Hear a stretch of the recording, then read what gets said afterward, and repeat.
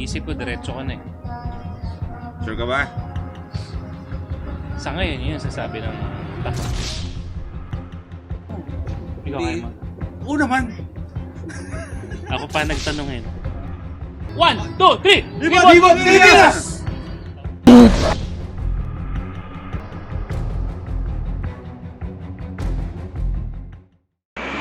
Suzuki, come on, let's start that epic Suzuki ride. Suzuki, oras na para magmotor tayo. Oras na, oras na, oras na para magmotor. Suzuki. Morning mga brother! Sarap! Isipin na nasa Luzon na ulit tayo. Malayo pa sa Bulacan dahil nandito pa rin kami sa Matnog, pero yung thought lang na nasa isang isla na lang kami ng aking pamilya. Pero bago tayo mag-usap dyan, i-share ko lang sa inyo ilan sa mga hack kapag kayo ay nagigibot Pilipinas. Hack number 1. Paano magpatuyo ng mga damit na nabasa at sapatos? Yan. Gagay mo sa likod ng aircon. Ito pa yung sapatos ni Boy Pina nung nadelubyo kami sa Butuan. Sagaba siya mga medyas. Kasi ubusa daw yung ano yun. Yung damit niya. Hack number 2. Yung sapatos mo, laging gamit na gamit. Lalo na pag waterproof at talaga namang rainproof ang sapatos mo, medyo kulog din yan. Di ba, meron kang deodorant. Ang masasuggest ko, andayin mo yung spray para pati paa mo, i-deodorant mo. Yan. Isipin nyo weird. Hindi, kasi antibacterial din to. So, iwas kulob sa paa, mamuo yung mga bakterya para pag tinanggal mo naman yung sapatos mo, lalo-lalo na pag sasakay ka ng ferry, tapos magtatanggal ka ng sapatos mo, hindi mangangamoy yung paa mo. Diba?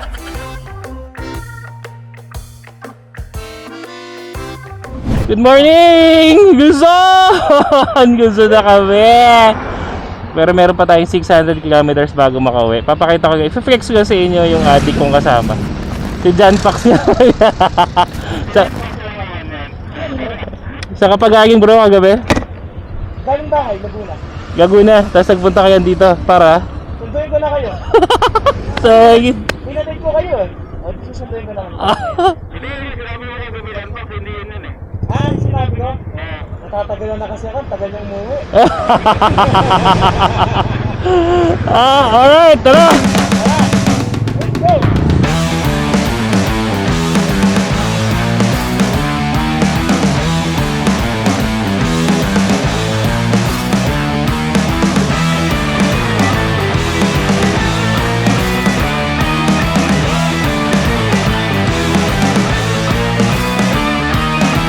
Ang ganda naman na ito. Ang ganda naman na itong kalsada na ito.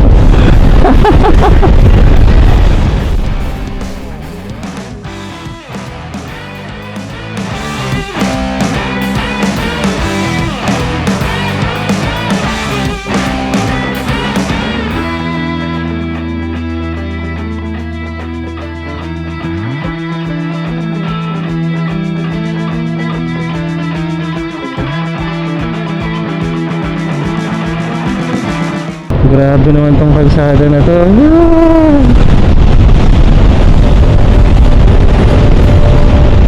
Parang inihiwa mo yung kalsada na ganun, green yung kayo at kanan mo, tapos bundok yung nasa tumbok.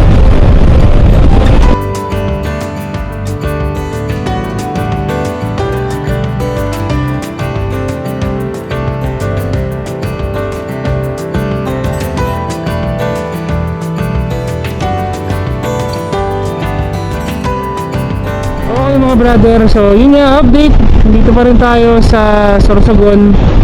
Kagabi dumaong na kami dito sa Matnog at yun nga na pag-desisyonan na taxi na natin naman talaga nasa bandang Matnog na rin magpalipas ang gabi para fresh kami na babiyahe ngayon. So, galing sa Matnog Port all the way hanggang sa bayan natin sa Santa Maria, Bulacan is mga 620 something kilometers. So, kung ipa-plot nyo yan sa maps, ayan, ito, tingnan nyo, kung nakikita nyo ngayon, aabutin nyo ng mga 14 hours riding time. Walang hintuan yun, ha. So, obviously, madadagdagan, baka maging 16. Kaya, ano muna, mukhang itong trip na to, itong last stretch home, hahatiin namin sa dalawa. Hindi para magbakasyon pa o kung sa ano pa man, pero para ma-preserve pa rin yung lakas. Dahil ano na yung mga last stretch, kumbaga, ang dami na ng pinagdaanan natin, ang dami na nating biniyahe, diba? Ay nga naman kung kailan pa uwi, dun pa tayo. Huwag naman sana may mangyaring iba. Kaya more on the safe side lang tayo. As always naman when riding, more on the safe side. So ito ngayon na ako kung gusto ko, kung ako tayo masusunod at kakayanan ng katawan, gusto ko magdire-diretso. Dahil kahit ano pang oras dumating. Pero yun nga, safety first. Yung sa akin lang naman, miss ko na ang pamilya ko at gusto ko na silang makasama, gusto ko na silang mayakap, gusto ko na silang mahalikan. Dahil kung napanood yung mga ibang episodes natin, hindi ako sanay na mawagi sa pamilya ko kahit overnight lang. Araw-araw talaga kami yung magkakasama. Kasama kasi may sa One Auto Box, sa One Auto Avenue, at kung saan bang mga lakad namin. Simula nung ako ay nag-resign na ng tuluyan sa aking trabaho noong October 2022 ay yun na, lagi asin talagang minamaximize namin yung oras. Kaya buti na rin yung homesick ako, pero syempre may kasama pa rin ako. Kasama natin ang kaibigan natin si Boyki. Kahit pa paano may kukwentuhan. So yung utak mo ba medyo na dadivert sa ibang mga bagay tungkol sa mga pinagdaanan sa ride sa araw na yon, at yung mga dadaan ng ruta sa mga next na plano. So nakakatulong yun. Pero pag yung tulog na yun na pag magkahiwalay kami ng kwarto, may mga instances kasi na ganun, separate rooms kami, depende sa availability ng hotel. Yun na, doon ko talaga naiisip na basta nakaka homesick. So ano pa kaya yung mga kapatid natin na mga OFW na napakalayo, as in tawid dagat sa ibang bansa talaga, at yung iba dyan hindi pa makahawak ng cellphone para makapag-update sa mga mahalaga sa buhay. So ramdam ko po ang inyong hirap. Kumbaga nakatikim ako ng kakarampot ng kung ano ang pinagdadaanan nyo, in the sense na yung bang malayo ka dun sa mahal mo sa buhay, gusto mong yakapin, gusto mong halikan, pero wala kang magawa. Nandun ka sa malayo, talagang mahirap. Pinalaki ako ng nanay ko na nurse na OFW. Maliit na bata pa ako, I think mga 7 years old, nurse ng nanay ko sa Riyadh, Saudi. Kaya naman siya ang nagtaguyod sa akin, at hanggang sa lumaki ako, hanggang sa nagkatrabaho na ako, adult na ako. Ayan. So sadly, nagpahinga na rin siya. Pero yun lang, kaya ramdam ko yung yung pangungulila ng pamilya sa pamilya, dahil kinakailangan nasa ibang lugar, nasa ibang bansa para kumayod. At ngayon naman, bilang ako ay ama na, isang tatay, mas ramdam ko ngayon yung ganun. At itong Libot Pilipinas adventure natin, nakatikim ako yung sabi ko, yung purot ng nararamdaman ng mga OFW dahil nasa ibang bansa kayo, na namimiss na sobra yung mga kanya-kanyang pamilya niya. So saludo po sa inyo, at ito na, sana patuloy nyo kaming subaybayan sa biyahe na to, dahil malayo pa to, marami pa tayong adventure at mga pagdadaanan. Kung ano yan, hindi namin alam, dahil ito ay hindi naman talaga scripted, diba? Kung anong meron sa biyahe, yun ang ating ginagawa, at yun ang inyong nakikita sa camera. Ito yung biyahe natin ng Libot Pilipinas 2023.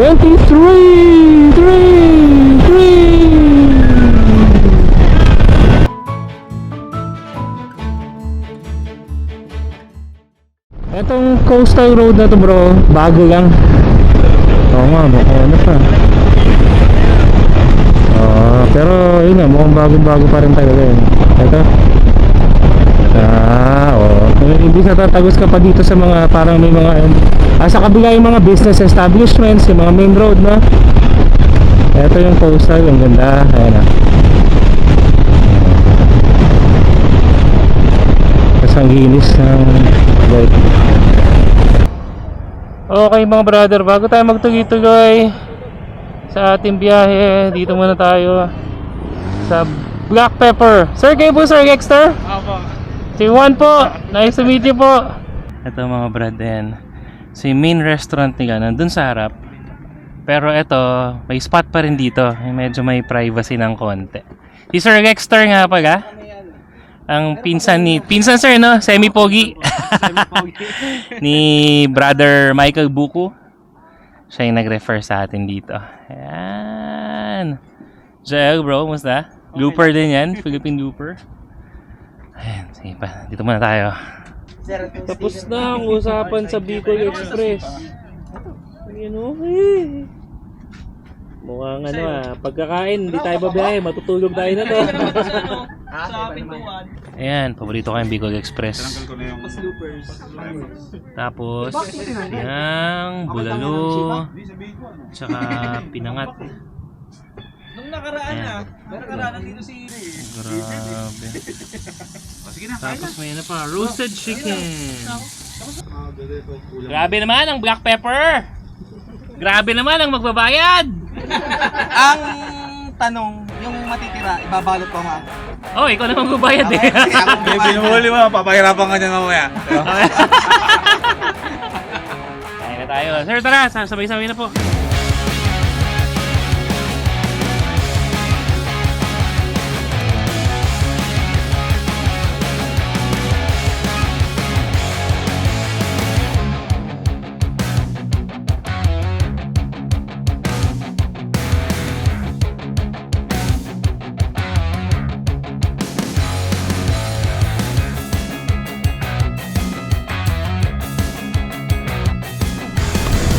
Ay, ito yung kanina ko pang hinihintay na masigayan. Hello, Bulkang Mayon.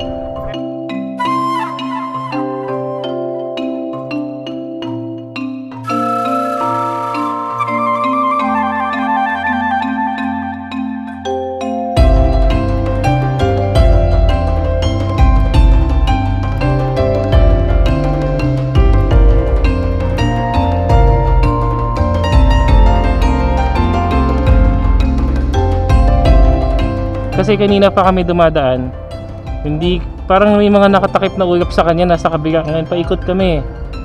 Dapat pa diretso na kami CWC, pero ayan na siya. Ayan na siya. Nagpakita na si Mount Mayon. Ang ganda na. Ang ganda pero very destructive kapag siya ay nagagagat. Grabe na. Nakita ko na rin naman to dati, pero yung masyado pa akong bata nun. Ngayon mas na-appreciate ko ngayon bumabiyahe ako. Yung talagang perfect shape niya. Parang drawing lang.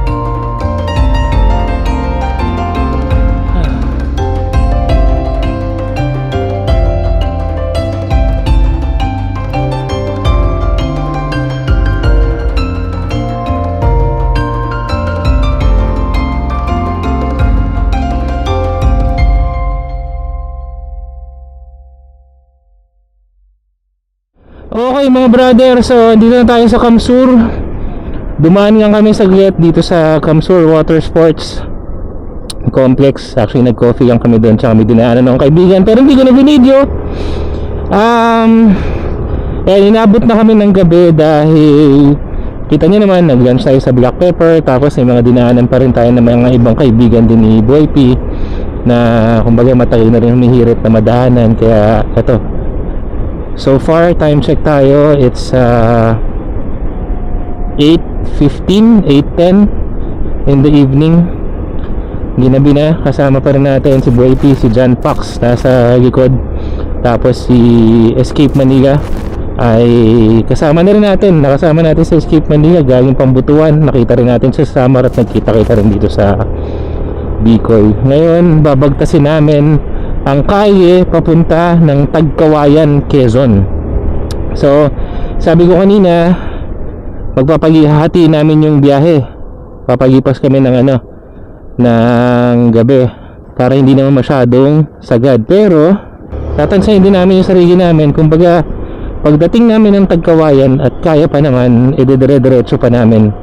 Basta the goal is talagang makauwi na as soon as possible sa aming mga pamilya. Miss na miss ko na sila. So tingnan natin, samahan nyo kami mga brother kung hanggang saan aabutin ang riding stamina natin at ang pagpupursige natin na bumiyahe sa gabing ito. So apat naman kami ngayon, so ayayay lang, hindi naman kailangan humataw. Let's go. So may concern pala doon sa ruta namin dahil looban to bro no? Itong dinadaanan namin, tapos parang ahead yung bundok. Siyempre iiwasan namin yun sa oras na to for some reason na hindi ko na lang babanggitin, basta hindi masyadong safe na bumiyahe ngayong gabi. Pero dapat hindi tayo dadaan dyan, hindi natin madadaanan yung delikadong part bro. Okay, let's go. Time check 9:30 ng gabi, 41 kilometers dun sa destination namin na Tagkawayan. So sa mga more or less isang oras pa na biyahe yan. Kaya ko, ganun na naman tayo bro nagbabadya pero okay naman, may mga bituin na ulit. So tuloy lang biyahe natin. Medyo sinisipon-sipon na rin ako. Pero ganito, may pangontra kami dito. Tingnan nyo sa vlog ni Boy P kung anong sikreto namin. Mamaya wala na to.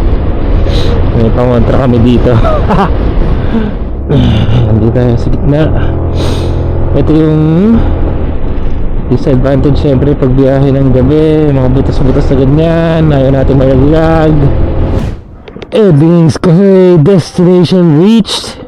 Basic. Ano pa nga bang hanapin kundi kape? So bumiyahe na tayo mula Matnog, tapos punta tayo ng Albay, Legazpi, Kamsur.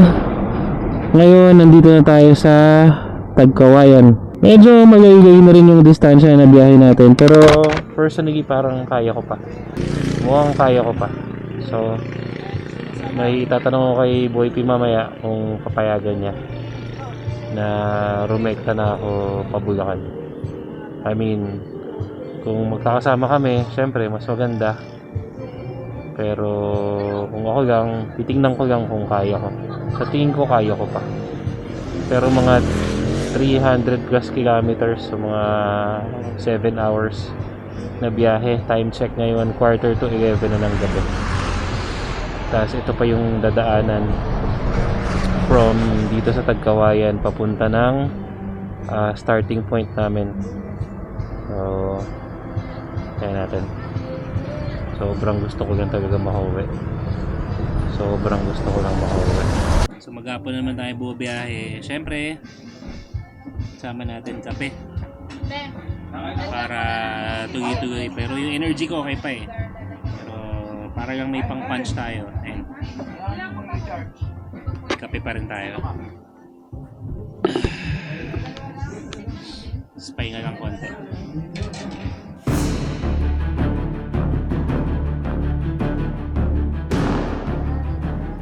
Isip ko diretso ka na Sure ka ba? Sa ngayon, yun ang sasabi ng takot. Game? Ano daw? Bulacan daw. Sigurado kayo? Sigurado ka? Hindi nga. Oo nga. Isip ko, rekta na Hindi, alam ko summer along the way, mapapagod. Pero Para isang pagod na lang. Sige. iniisip ko, Baga na tayo darating doon. Liwanag tayo dadalhin. kung antukin, tabi, pikit. Kaya stretch. Pero hindi na... 307. Ano na lang, alagay na lang talaga. Sige ha, basta ikaw kung kaya mo. Game? Oo. Ikaw kaya mo. Oo naman. Ako pa nagtanong eh. Oh, di ba? Ganun ako Chicken. kasi. Natanong ko si Boy P kung kaya niya. O basta pag magsasabi naman ako pag namimikit, tabi. Sige. Gano'n na lang. Babantayan ka konti lang sa Babantayan mata. ka namin. Daan mo. Ayun na. Oo, backdoor. So goal today, Bulacan. Si Escape Manila din eh. Magabon, no? Wala po. Ito nga tutuloy kahit mag-isa eh. Goods na ako eh. E di, sama-sama na. Masama na. Sige, game. Wala Tara ka na. Wow. Bagsak, isang bagsak. Ibang Pilipinas. Oo, sa amin doon. Kahit na mabutak. Gusto ako doon. Sige. Okay. Sige, ayan. Ibang Pilipinas on 3. 1, 2, 3. Ibon, Pilipinas! Edwin's Cafe, maraming salamat sa pagpapatuloy sa amin. Boy P, John Fox, Escape Manila. Kala ko magagalit si Boy P sa akin kanina. Nagsasabihin ko rin na kami Bulacan. Okay mga brother, ito na, rekta na tayo para makauwi sa kanya-kanya naming mga pamilya. Ito na ang pinakamahabang ride na gagawin ko sa buong buhay ko. I would say sa pagmumotor ko, more than pagsayang sa racetrack, pagsayang sa trail, ito na ang pinaka-challenging na gagawin ko na hawak ko ang motorsiklo. Maaaring kayo sanay na, pero ngayon ako, bago sa akin to. Sa buong journey ng Libot Pilipinas na to, lahat ng natutunan ko kay Boy P at sa sarili kong karanasan ay i-apply ko na dito. Ngayon, sa mga basic, unang-una, meron lang akong mapa, hindi para tingnan o mag-countdown ng kilometro na tatakbuhin ko dahil lalong mas nakakainip yun. Tinitingnan ko lang ang mapa, sumisilip-silip ako dahil pag ganitong gabi, malaking tulong na nakikita mo yung kurbadang nasa harapan mo. Pangalawa, tamang balanse ng bakbak at tamang balanse din with safety para maging efficient sa pag-handle ng oras at the same time hindi naman at risk yung kabuuang safety namin habang nagmumotor. Pangatlo, kapag hindi talaga kaya, pwede namang huminto dahil ang Libot Pilipinas ay hindi naman karera. Pero sa Libot Pilipinas na ginagawa namin ni Boy P, hanggat maaari, walang babaan, dire-diretso. Hanggat hindi nauubusan ng gas, dire-diretso lang tayo. Saka syempre, walang ibang focus, hindi ang kalsada, ang pagmamaneho, yun. At yun lang, kung ano yung mga iba pang isipin, mamaya ako naisipin yun pag huminto na ako. Ito na yun. Ito na yun. Ang pinakamalaking challenge sa sarili ko sa pagmumotor.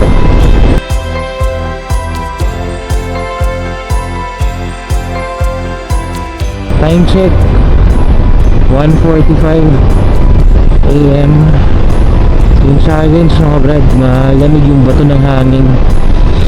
Okay naman, naka-jacket naman, pero ramdam mo pa rin yung tagos. Tapos gusto mo humataw, kumbaga habang gising ka, makahataw ka, hindi mo rin magawa dahil hindi maganda yung kalsada. Tapos yung mga kurbada, marami ring truck ngayon na mga kasalubong, may mga bus, kaya doble ingat. Tuloy lang tayo, tuloy.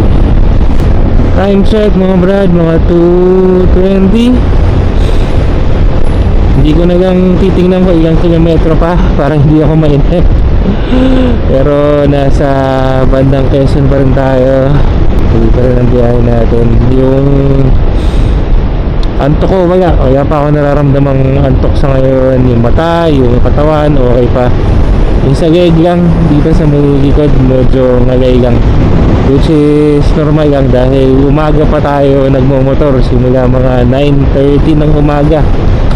Nagsimula tayo ng Matnog with some mga side trips or mga taong binisita natin at pinuntahan pa. Tuloy lang. Time check, 2:45, somewhere na Timonan. Hydrate muna tayo, tsaka Chupagate. Madaling araw at alas 3:15 ng madaling araw. Magtitis-tis naman tayo. Dito kang manok. Update tayo mga brother. Time check tayo mga brad, 3:45 almost. Kung kaya ako nag-chocolate at nag-Gatorade, tsaka ako biglang nang parang bumaba yung energy ko na yung mata ko namimikit. Kanina ang ano pa, kumbaga okay na okay pa ako. Nararamdaman ko medyo hazy yung ano yung mga times na naging hazy. So to be safe, hindi magpapanggap. Ang usapan naman is pagsabi. Hanap lang ng konting pwesto kahit mga 10-15 minutes na break para yung makapag-recharge sa power nap para maybe good for another 100 plus kilometers na yan. Grabe. Ito, hanap po na kami ng spot for power nap. So namimikit na talaga yung mata ko mga brad.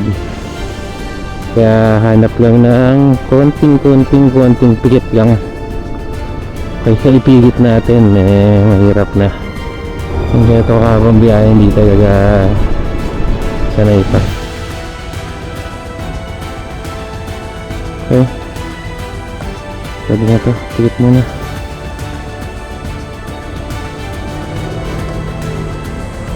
Okay, mga brad, medyo napahaba yung tulog namin dito sa kalsada. Nagising na lang ako kasi sobrang lamig. Pero bagsak kami lahat. Pero ito, tuloy na yung biyahe natin. Time check 5 yan ang umaga.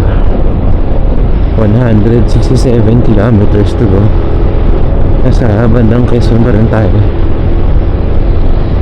Tensya sa boses ko, malamig talaga. Malamig na, tapos nasa nakaiga kami, natulog kami sa labas. Kaya hirap sa katawan din. Magbubukang iwayway na mga brother, pero grabe yung lamig. Kasi tumatagos talaga sa buto. Itong buong liwat Pilipinas namin, hindi naman kami nag-ride ng madaling araw talaga. Naabot kami ng 10 oras pero madaling araw hindi. So ako hindi ko na kinaya. So sinuot ko na yung raincoat ko from set. So napakalaking tulong. Parang windbreaker na rin kasi hindi tumatagos yung hangin na napakalamig. Nasa Lokban, Quezon tayo ngayon. Tuloy-tuloy lang yung natin, biyahe natin.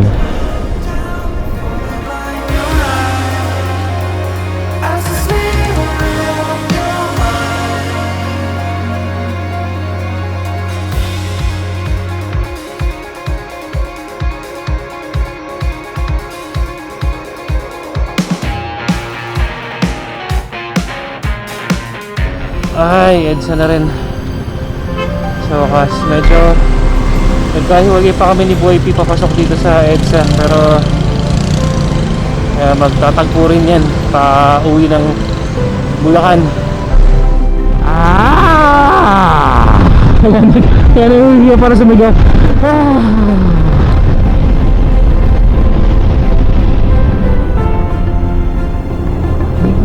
ito na Konti na lang. Konti na lang.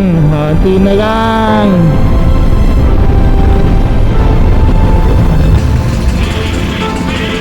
Konti, konti. Tara, tara, tara, tara, tara, tara, tara.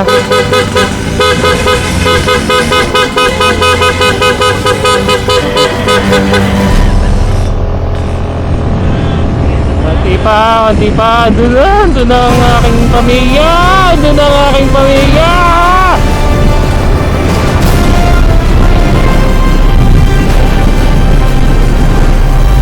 Ito na, kung saan tayo nagsimula, dapat doon tayo magtatapos. Ito ang Libot Pilipinas. Dito kami nag-umpisa. Achoo!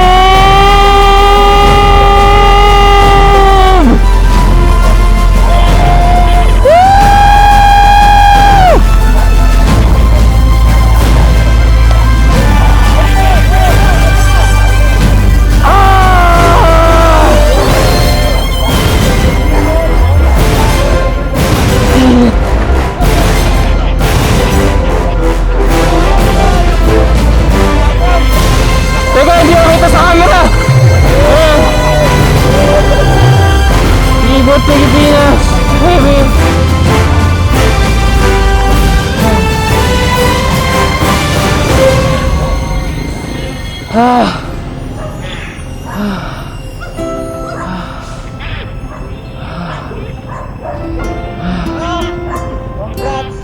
Brother, Lahat ng challenge.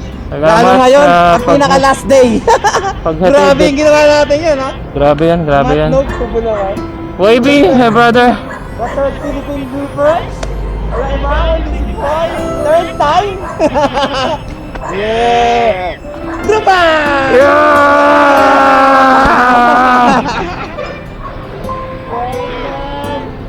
Sabi ng mga tao, parang tanga tong mga to. Ha? Pipicture na muna kami. Pagpapagas para officially. I'm a Philippine looper, bitch!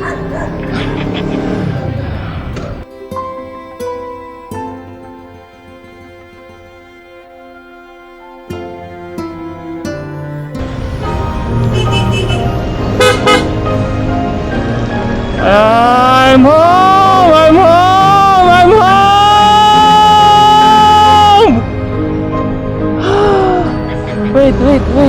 Wait.